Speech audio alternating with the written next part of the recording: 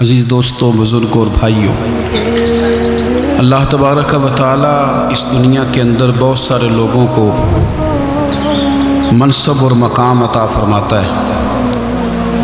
بہت سارے لوگ ایسے ہوتے ہیں جنہیں اللہ تبارک و تعالی زندگی میں بڑے بڑے مواقع عطا کرتا ہے۔ وہ چاہیں تو اس موقع سے اپنے ذاتی مفادات حاصل کریں، اور چاہیں تو ان اچھے مواقع کو ملت کی، مذہب کی، قوم کی خدمت کے لیے وقف کر دیں۔ کچھ لوگ ایسے ہوتے ہیں کہ جو کسی مقصد کے حصول کی طرف سفر تو کر رہے ہوتے ہیں، لیکن اس کے پیچھے زیادہ تر ان کے ذاتی مفادات کار فرما ہوتے ہیں، اور وہ اپنے دنیاوی مقاصد کے لیے، اپنے اور اپنے خاندان کے دنیاوی فوائد کے لیے کوشش کر رہے ہوتے ہیں۔ ایسے لوگ بھی محدود رہ جاتے ہیں، ان کی سوچ بھی محدود رہ جاتی ہے، اور کئی دفعہ کچھ تھوڑی دیر کے لیے ان کے نام ابھرتے ہیں اور پھر ہمیشہ کے لیے دب جاتے ہیں۔ کچھ لوگ ایسے ہوتے ہیں جو زندگی کے اندر اللہ کے لیے، اللہ تعالیٰ کی رضا کے لیے، رسول پاک صلی اللہ تعالیٰ علیہ وسلم کی خوشنودی حاصل کرنے کے لیے، دین کی، ملت کی، ملک کی سربلندی کے لیے آگے آنا چاہتے ہیں۔ میرا رب کریم قرآن مجید سورہ حج میں ارشاد فرماتا ہے کہ الذین ان مکناہم فی الارض، کچھ لوگ ایسے ہیں کہ اگر ہم انہیں زمین میں اقتدار دیں، زمین میں اگر ہم انہیں قابو دیں، تو وہ کیا کریں گے؟ اقاموا الصلاۃ و آتوا الزکوٰۃ، وہ نماز قائم کریں گے، زکوٰۃ ادا کریں گے، وامروا بالمعروف، نیکی کا حکم دیں گے، ونہوا عن المنکر، اور لوگوں کو بری باتوں سے منع کریں گے۔ وہ دینی، فکری، اصلاحی انقلاب برپا کر دیں گے، نماز کو عام کریں گے، زکوٰۃ کو عام کریں گے، بھلائی کا حکم دیں گے اور برائی سے منع کریں گے۔ اللہ تبارک و تعالیٰ نے ان لوگوں کو جب اقتدار دیا، وہ کون لوگ تھے؟ سیدنا صدیق اکبر، حضرت فاروق اعظم، سیدنا عثمان غنی، حضرت مولا علی رضوان اللہ تعالیٰ علیہم اجمعین۔ اللہ نے جب ان لوگوں کو اقتدار دیا زمین کے اندر، اللہ تبارک و تعالیٰ نے انہیں نبی پاک علیہ الصلاۃ والسلام کی نیابت کے لیے چنا، تو ان لوگوں نے یہ انقلاب برپا کیا، نمازیں عام ہو گئیں، شوق سے لوگ صدقات و خیرات دینے لگے، بھلائی عام ہوئی، برائی کا کلا کما کیا گیا۔ ہمارے ہاں بھی لوگ احتساب کی باتیں کرتے ہیں، ہمارے ہاں بھی لوگ کہتے ہیں کہ میں رشوت خوری کو، کرپشن کو، ناجائز چیزوں کو ہمیشہ کے لیے جڑ سے اکھیڑ پھینکوں گا۔ لوگ دوسروں سے مطالبہ کرتے ہیں کہ یہ سارے کام جائز کریں، لیکن خود اس پر عمل کرنے کو تیار نہیں ہوتے۔ یاد رکھ لیں کہ یہ جو احتساب ہے، یہ انسان کی اپنی ذات سے شروع ہوتا ہے۔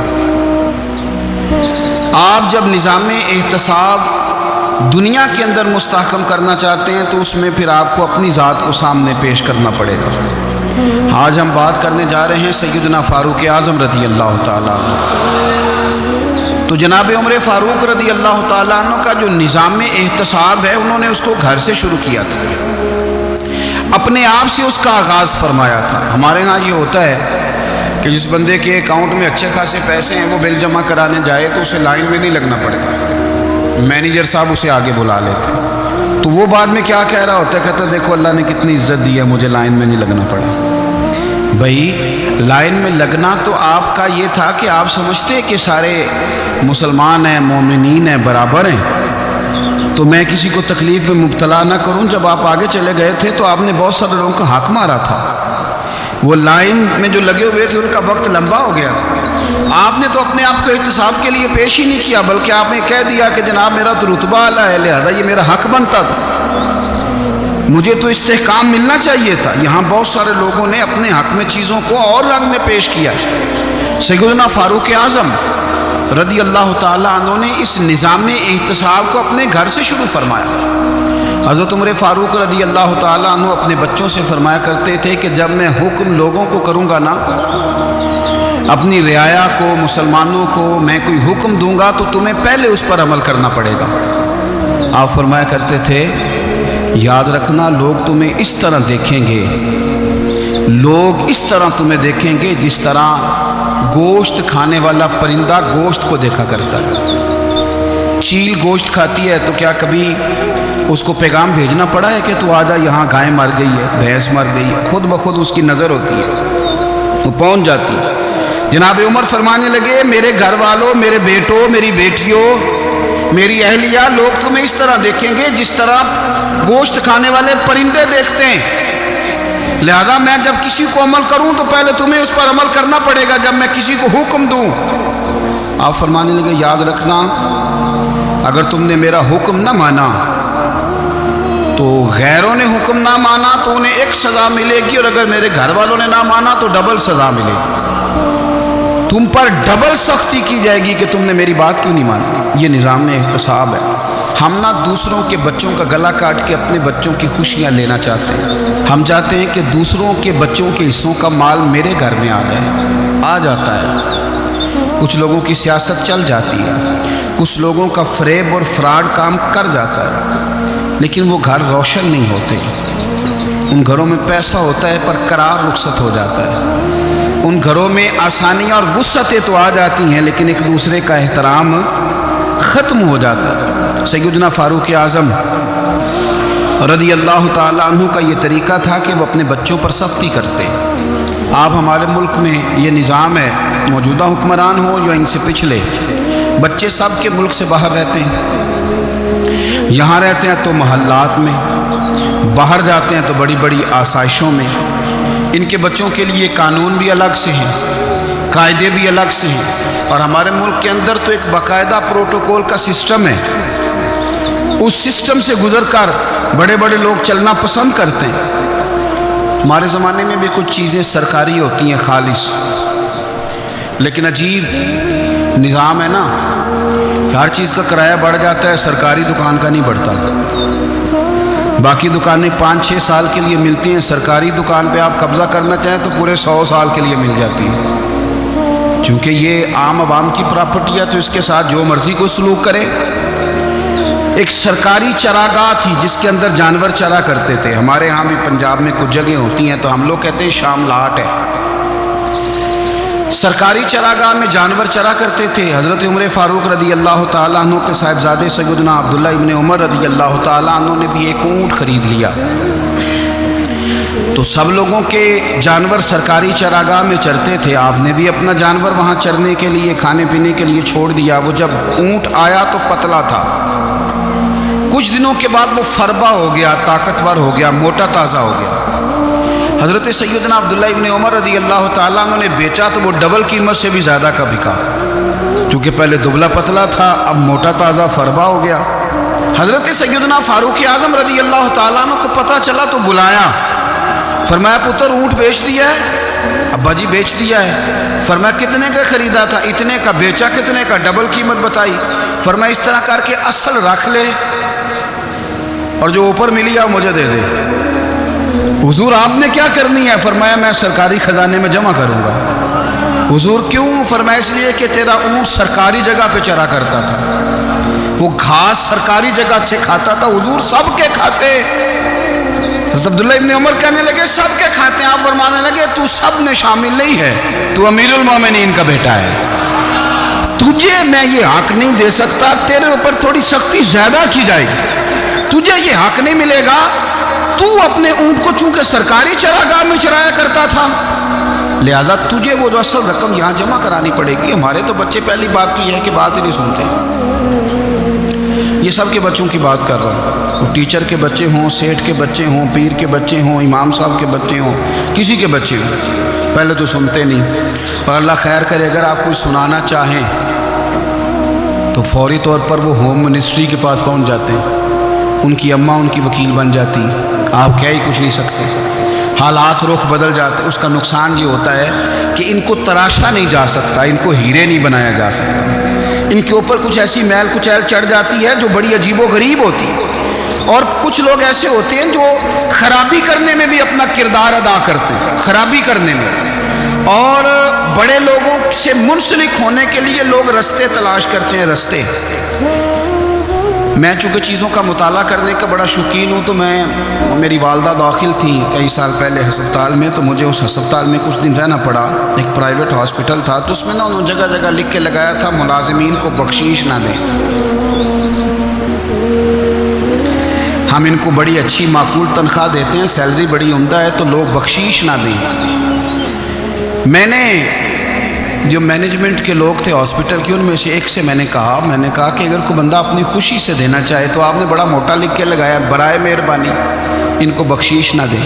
اس نے بڑی قیمت، سادہ آدمی تھا پر میری بڑی اس نے مجھے بات بتائی، مجھے نفع ہوا۔ کہنے لگے مولوی صاحب، جب کچھ امیر لوگ ہسپتال میں مریض لے کے آتے ہیں تو وہ صفائی والے کو پہلے ہی 500 روپیہ دکھا لیتے ہیں آتے ہی، پھر وہ جیسے آواز دیتے ہیں صفائی والے فٹافٹ اندر آتے ہیں، ان کا کمرہ صاف کرتے ہیں۔ تو سارے تو بیچارے اتنے مالدار نہیں ہوتے کہ آتے ہی پہلے کام والے کو 500 دیں۔ پھر نقصان کیا ہوتا ہے کہ یہ جن کی ذمہ داری ہے بہت ساری ڈیوٹیاں کرنے کی، یہ ڈیوٹی نہیں کرتے، یہ پلٹ کے ان کی طرف دیکھتے ہیں جن کے گھر سے سالن صحیح آتا ہے، ادھر ان کی توجہ زیادہ ہو جاتی ہے، جو نوٹ ان کو زیادہ دکھاتے ہیں، جو پھل لے کے آتے ہیں تو آدھا ان کو دیتے ہیں۔ تو ہم یہ کہتے ہیں یہ کام ہی نہ کرو، یہ اپنی تنخواہ پہ کام کریں تاکہ ہر آنے والے کا درد سمجھیں، ہر ایک کو یکساں یہ سروسز فراہم کریں۔ تو ہم یہ کام کرتے ہیں۔ ہم ایم پی اے کے اور کسی سے ہمارا تعلق نہ بنے تو ہم جناب اس کے ڈرائیور سے ہی تعلق بنا لیتے ہیں، ہم وہ جو آپریٹ کرنے والا ہوتا ہے ٹیلی فون اسی سے بڑا تعلق بناتے ہیں، اس کو مٹھائی کا ڈبہ جلدی پہنچا دیتے ہیں۔ تو اسی طرح سے بڑے لوگوں کی اولادوں کو بگاڑا جاتا ہے۔ حضرت عاصم بن عمر رضی اللہ تعالیٰ عنہ، یہ سیدنا فاروق اعظم کے بیٹے تھے، مصر گئے تو لوگوں کو پتہ چلا حضرت عمر کے بیٹے آئے، لوگوں نے تحفے دیے، بڑی بڑی چیزیں آپ کو دی، حضرت عمر کا بیٹا آیا، بڑے گفٹ دیے۔ تو صاحبزادے واپس آئے تو ان کے پاس بڑے تحائف تھے۔ سیدنا عمر فاروق رضی اللہ تعالیٰ عنہ نے دیکھا تو فرمایا ادھر لانا تحفے۔ کہا ابا جی لوگوں نے مجھے دیے ہیں۔ فرمایا تو نے کیوں بتایا تھا کہ میں امیر المومنین کا بیٹا ہوں؟ کہا حضور ان کو ویسے ہی پتہ چل گیا۔ فرمانے لگے پتر یہ تحفے تمہیں اس لیے ملے ہیں کہ تم امیر کے بیٹے ہو، یہ تحفے تمہارا حق نہیں، چونکہ تمہیں اس کرسی کی وجہ سے ملے ہیں اور یہ کرسی مسلمانوں کی ہے، لہذا یہ حق بھی مسلمانوں کا ہی ہے، یہ لا سارے مال غنیمت میں جمع کیے جائیں۔ آپ اپنے گھر سے جب احتساب شروع کرتے ہیں، اپنے گھر سے، اور یہ یاد رکھیں یہ جو لوگ آتے ہیں آپ کے بچوں کو نوازنے کے لیے، یہ انہیں خراب کرتے ہیں، بگاڑ پیدا کرتے ہیں، یہ عجیب و غریب سی چیزوں میں مبتلا کر دیتے ہیں، بچوں کا نقصان ہوتا ہے کل کلام۔ پھر جو شاپر اچھا لے کے آئے پیر صاحب کے بچے ذرا اس سے پیار سے ملتے ہیں، نقصان ہو جاتا ہے، یہ دستے نگر ہو جاتے ہیں، یہ لوگوں کی طرف جیتے ہیں، دوسروں پہ ڈپینڈ کرنے لگتے ہیں۔ حضرت ابو موسیٰ اشعری رضی اللہ تعالیٰ عنہ نے پہلے تو ایک قلین بڑا سونا تھا، تو آپ نے حضرت عمر کے گھر بھیج دیا کہ چلو ان کے گھر میں ان کی اہلیہ بچھا لیں گی، کہیں سے تحفہ آیا۔ پھر وہ جس کمرے میں مال غنیمت اور خزانہ رکھا جاتا تھا اس کی صفائی کر رہے تھے تو ایک دینار مل گیا، تو وہ دینار بچے سارے جا رہے تھے تو ان میں سے حضرت عمر کے ایک بیٹے کو چھوٹے کو بلایا اور بلا کے کہا پتر یہ دینار لے لو۔ حضرت عمر نے دیکھا کہ بیٹے کے ہاتھ میں دینار بھی ہے اور گھر میں قالین بھی ہے، ایک موقع پہ وہ قالین گیا، ایک موقع پر بچے کو ایک دینار دیا، تو حضرت عمر اپنی اہلیہ سے پوچھنے لگے یہ کہاں سے آیا قالین؟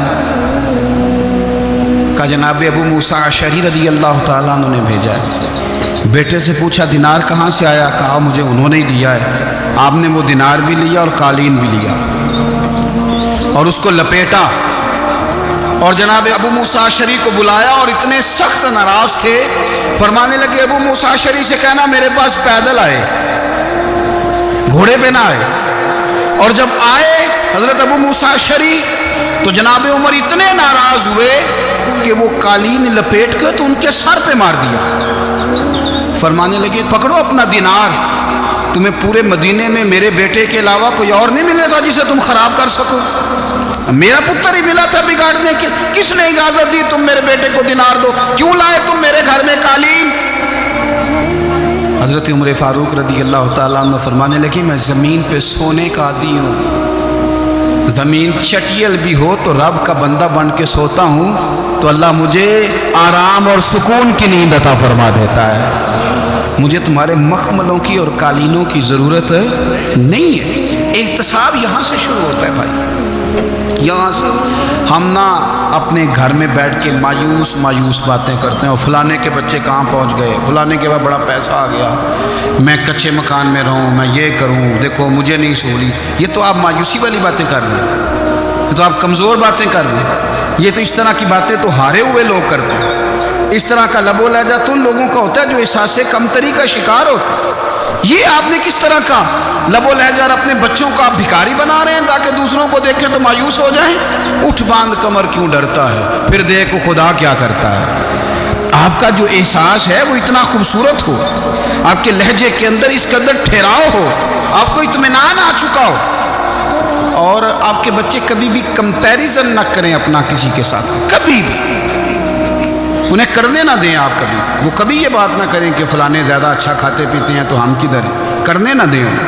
انہیں بتائیں کہ بیٹا اپنی مٹی پہ چلنے کا سلیقہ سیکھو، سنگ مرمر پہ چلو گے تو پھسل جاؤ گے۔ ان کو بتائیں کہ جو تمہارے پاس ہے یہ خدا کا عطیہ ہے، اسی پر تم نے قناعت کرنی کبھی بھی۔ حضرت زید بن حارثہ سے نبی پاک صلی اللہ علیہ وسلم کو بڑا پیار تھا۔ پھر ان کے بیٹے حضور کے غلام زادے حضرت اسامہ بن زید کے ساتھ بھی حضور بڑا پیار کرتے، لیکن یہ تو مسلمہ حقیقت ہے نا کہ عظمت اور شان تو سیدنا فاروق اعظم کی زیادہ ہے۔ امت کا اتفاق ہے کہ نبیوں کے بعد سب سے بڑا درجہ جناب صدیق اکبر کا، اور پھر اللہ نے مقام عطا کیا حضرت فاروق اعظم کو۔ یہ بڑے لوگ تھے۔ ایک دفعہ مال تقسیم ہو رہا تھا تو حضرت عمر رضی اللہ تعالیٰ عنہ نے نا حضرت اسامہ بن زید کو 4000 دینار دیے، اور اپنے بیٹے عبداللہ ابن عمر کو 3000 دینار دیے۔ تو حضرت عبداللہ ابن عمر گھر جا کے کہنے لگے، ابا جی اسامہ میں وہ کون سی خوبی ہے جو میرے اندر نہیں، اور اسامہ کے باپ میں وہ کون سی خوبی ہے جو آپ کے اندر نہیں۔ تو حضرت عمر کی عاجزی دیکھیے، حالانکہ بالاتفاق دنیا جانتی ہے کہ جناب عمر فاروق رضی اللہ تعالیٰ عنہ افضل ہیں، پھر بھی پتہ اپنے بیٹے سے کیا کہتے ہیں، فرماتے ہیں او سن یار، وہ خدمت گزار ہیں نبی پاک کے، وہ بھی حضور کے گھر میں ڈیوٹی کرتے، نوکری کرتے، اور ان کے بیٹے بھی حضور کی نوکری کرتے، یہ خدمت گزار ہیں۔ فرمانے لگے اگر تو نے پوچھ لیا تو سن، پھر میری تو رائے یہ ہے کہ تیرے سے زیادہ اسامہ بن زید حضور کی نظر میں پیارے ہیں، اور اسامہ کا باپ تیرے باپ سے زیادہ نبی پاک کا پیارا ہے۔ کوئی کمپیریزن کرنے نہیں دیا، بچوں کو کسی ایسی جگہ کھڑے ہونے نہیں دیا۔ فرمایا یہ وجہ ہے، یہ انداز ہے کہ تو زیادہ پیارا ہے۔ حضرت عمر فاروق رضی اللہ تعالیٰ عنہ پسند نہیں کرتے تھے، ذرا برابر بھی پسند نہیں کرتے تھے کہ کوئی شخص اور مال آتا تو اپنے رشتہ داروں کو نوازنے سے بچتے۔ مال غنیمت آتا ہے نا، ہمارے ہاں تو اللہ خیر کرے جب کوئی بندہ کونسلر بنتا ہے، چیئرمین بنتا ہے، تو ٹھیکہ کس کو دیتا ہے؟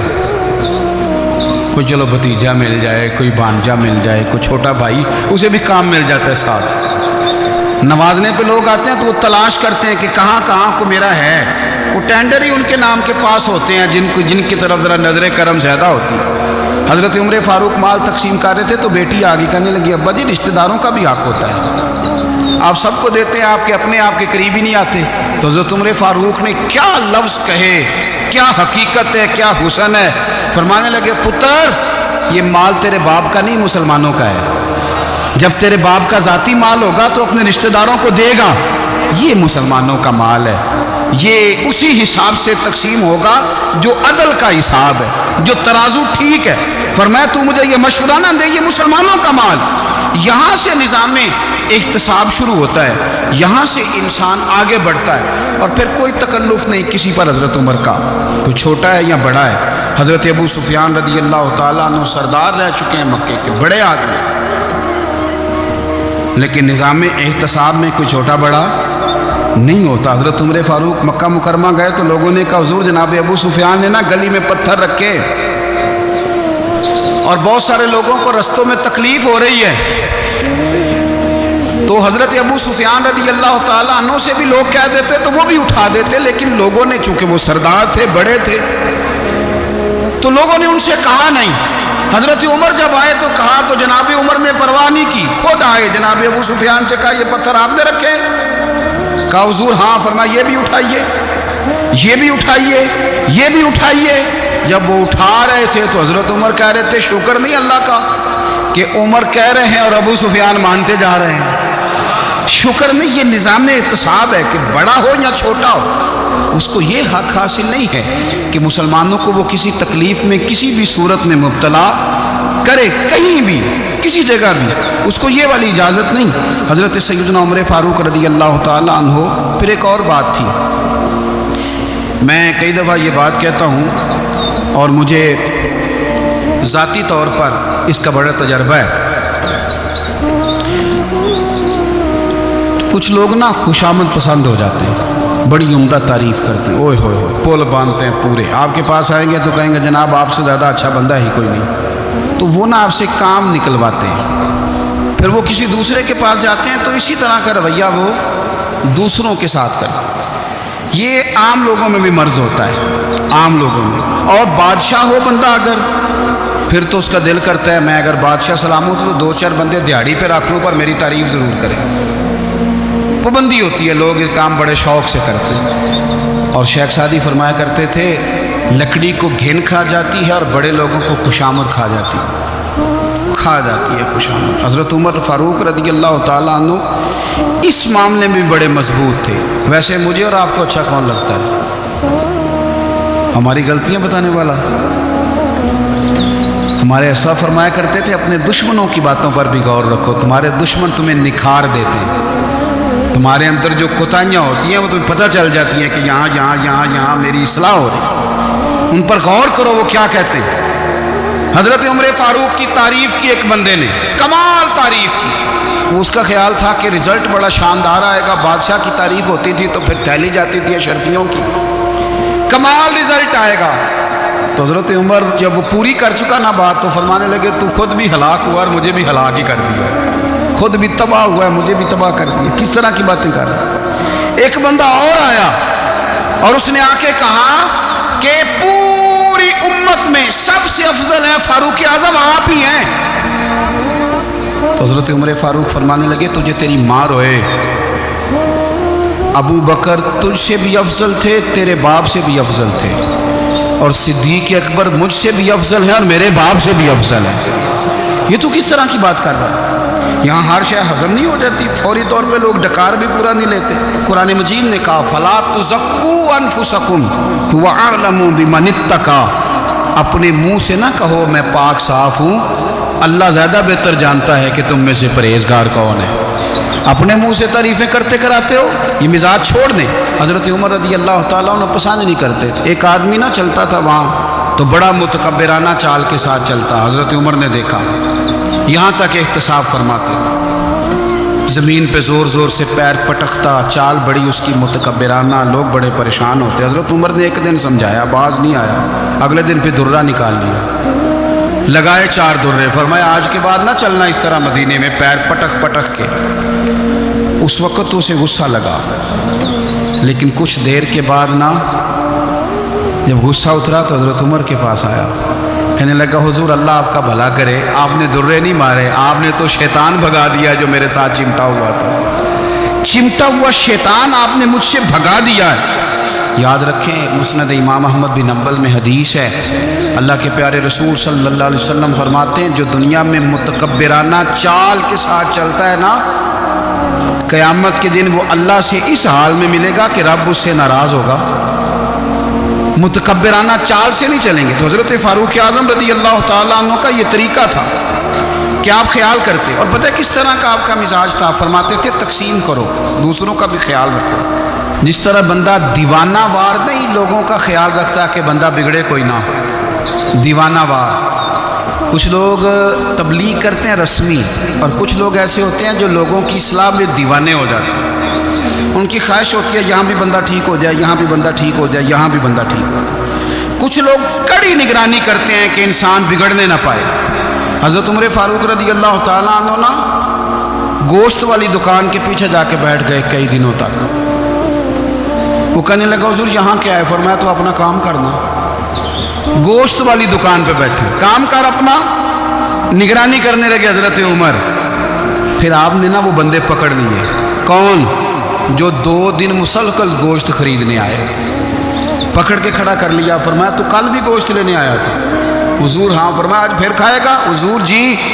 تو آپ فرمانے لگے کیا تیرے محلے سے غربت ختم ہو گئی ہے؟ تیرے رشتہ دار سارے پیٹ بھر کے کھاتے ہیں، تو دو دن گوشت لینے آتا ہے؟ فرمایا آج کے بعد مسلسل گوشت لینے آیا تو درے سے ماروں گا، خبردار یہ کام نہ کرنا.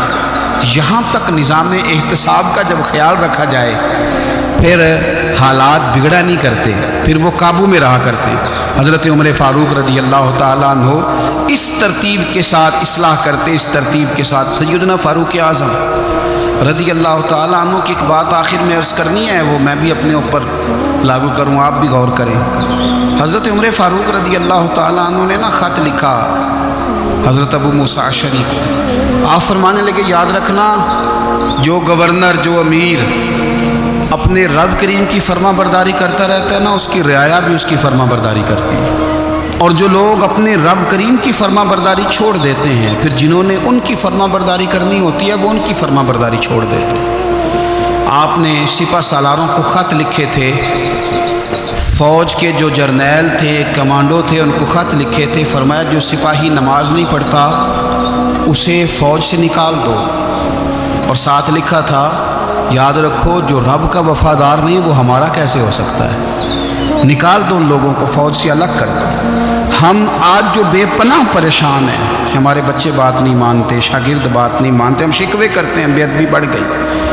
ادب کے ساتھ میں گزارش کروں گا بڑوں کی بارگاہوں میں، جو میری طرح کے بڑے بنے ہوئے ہیں، بزرگوں سے نہیں بات کرتا، ان سے میں کہوں گا کہ ہمیں ایک دفعہ اپنے اوپر بھی تو غور کر لینا چاہیے. کہیں ایسا تو نہیں ہے کہ ہم جب تک اللہ تعالیٰ کے فرما بردار تھے، جب تک ہم تقوی کے معیار پر تھے، ہماری بات ماننے والے ہماری بات مان رہے تھے. کہیں ایسا تو نہیں کہ ہم اس معیار سے ہل گئے ہیں تو اب جو ہمارے فرما بردار تھے وہاں سے ہل گئے. حضرت عمر رضی اللہ تعالیٰ عنہ فرمایا کرتے تھے کہ لوگوں کو عجب میں مبتلا نہیں ہونا چاہیے. خود پسندی کا جو ماحول ہوتا ہے اس سے لوگوں کو ہمیشہ نکلنا چاہیے. حضرت عمر کے ایک صاحبزادے نے کنگھی کر لی، اچھا لباس پہن لیا تو درہ مارا جناب عمر نے. تو آپ کی بیٹی کہنے لگی ابا یہ تو بالکل جائز ہے، اچھے کپڑے پہننا، اچھا لباس پہننا اور سر میں کنگھی کر لینا، اس پر درہ کیوں مار دیا؟ تو آپ فرمانے لگے بیٹا یہ خود پسندی میں مبتلا ہونے لگا تھا، یہ اپنے آپ کو بہت بھلا سمجھنے لگا. اس کا خیال تھا کہ میں ہی ہوں، میرے علاوہ کوئی نہیں. یہ اس مقام پہ جا رہا تھا جہاں اس کی تربیت رک جاتی، اس لیے درہ مارا ہے. ایک دفعہ حکومتی معاملات کے اندر آپ کی اہلیہ نے مشورہ دینا چاہا.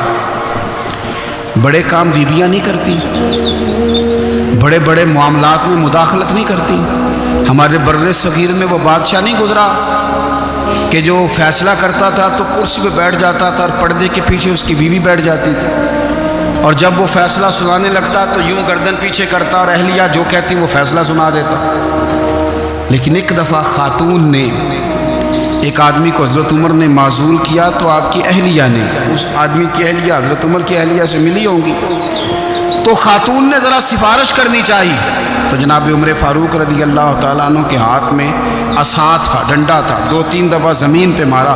فرمایا تمہیں کس نے اجازت دی حکومتی معاملات میں مشورہ دینے کی؟ یہ مشورہ مولا علی دیں گے یا عثمان غنی دیں گے؟